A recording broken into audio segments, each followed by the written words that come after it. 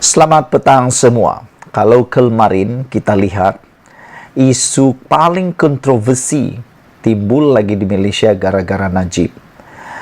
Kontroversi itu bermula daripada parlimen sendiri, di Dewan Rakyat sendiri, apabila Speaker Dewan Rakyat mengatakan Najib boleh hadir ke parlimen. Apabila perkara itu diumumkan saja, semua rakyat Malaysia tiba-tiba terkejut dengan keputusan itu. Ada yang menyatakan bahawa kenapa Najib ini? Siapa Najib ini sehingga hampir huru-hara semua undang-undang yang ada di Malaysia. Sehingga kan mereka kata, netizen kata, Najib yang seorang banduan ni tak sedar diri. Sudah jadi banduan, masih mau menuntut kebebasan. Nak bebas ke sana sini. Nak bebas pula ke Dewan Rakyat. Sedangkan ada pilihan.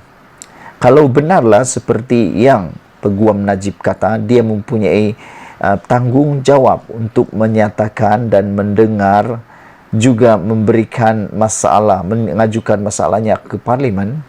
Kan ada teknologi Google Meet kah, Zoom kah, persidangan maya kah. Tapi kenapa Najib nak hadir juga ke parlimen secara fizikal? Walhal ikut peraturan sebagai seorang banduan, jangankan nak keluar, nak menghadiri pengkebumian keluarga pun tak dibenarkan, kecuali keluarga-keluarga terdekat. Ini kan pula hanya kerana nak hadir ke parlimen. Saudara-saudara, ada pilihan untuk Najib sebenarnya. Jika dia nak masuk juga, nak juga sampai ke parlimen, dia masih boleh sebagai ahli parlimen menghadiri perjumpaan ataupun menghadiri persidangan parlimen dengan cara mengikutinya secara digital atau maya. Kita ada Google Meet, kita ada live Facebook, kita juga ada Zoom. Jadi Najib boleh menonton dan melihat persidangan itu melalui selain dari televisyen juga secara live. Jadi apa keperluan Najib untuk sampai ke parlimen pula? Sedangkan yang lain pun banduan juga. Walau bagaimanapun ada juga beberapa netizen yang mengatakan kalau Najib sanggup untuk digari dan berpakaian oranye masuk ke dalam Dewan Rakyat, mungkin boleh. Tapi kalau dia berpakaian blazer dan tidak digari, itu sesuatu yang tidak masuk akal. Kerana Najib tetap banduan, walaupun dia masih menunggu keputusan rayuan untuk permohonan pengampunan diraja dan juga untuk semakan kehakiman. Dua-dua perkara itu tidak dapat menafikan dan tidak dapat menidakkan Najib sudah bersalah dan dihukum penjara. Tidak dapat membuang title Najib sebagai banduan, walaupun ada dua yang telah dilakukan oleh Najib ini, saudara-saudara sekalian. Hari ini timbul pula satu laporan yang luar biasa. Penjara tak ada nilai jika Najib bebas sekali-sekala. Selepas bekas Perdana Menteri Najib Razak dilaporkan berusaha untuk hadir parlimen, meskipun sedang menjalani hukuman penjara, seorang bekas adun mengingatkan bahawa ia boleh melemahkan nilai pencegahan hukuman penjara terhadap ahli politik. Bekas adun Alam Shah M. Munaharan berkata, kebebasan sekali-sekala seperti itu juga akan meletakkan Najib melangkaui undang-undang berbanding banduan lain yang kebanyakannya tidak dibenarkan menghadiri pengkebumian ahli keluarga terdekat dan kecemasan lain.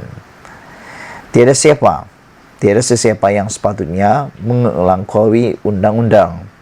Prinsip pencegahan di bawah hukuman oleh mahkamah mungkin tidak berfungsi untuk ahli politik jika Najib diberikan kebebasan sekali-sekala. Salah satu prinsip menjatuhkan hukuman ialah pencegahan. Satu lagi ialah pemulihan.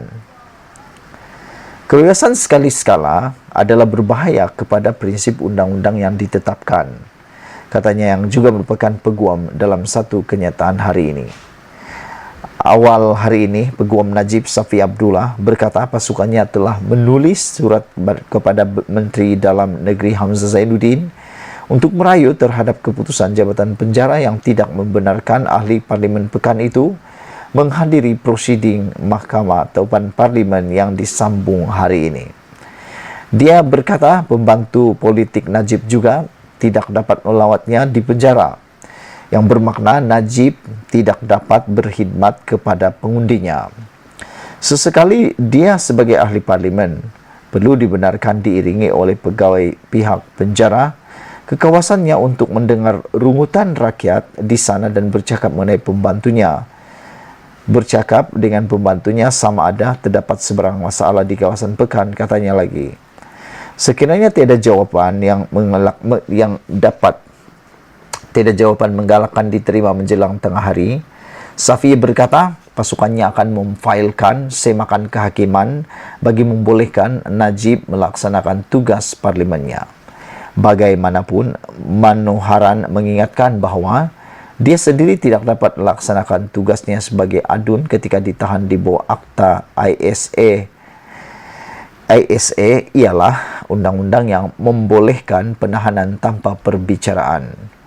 Manohara ditahan di bawah ISA pada Disember 2007 hingga Mei 2009. Undang-undang itu sejak itu telah dimansuhkan dan digantikan dengan Akta Kesalahan-Keselamatan Langkah-Langkah Khas 2012. Manoharan memenangi kerusi DUN Kota Alam Shah semasa pilihan raya umum 2008 ketika masih ditahan di bawah ISA di pusat tahanan Kemunting di Perak. Walaupun banyak rayuan dia dan istrinya S. Puspanela, Manoharan berkata dia tidak dibenarkan menghadiri prosiding DUN dan istrinya perlu menjaga pengundinya semasa ketiadaannya.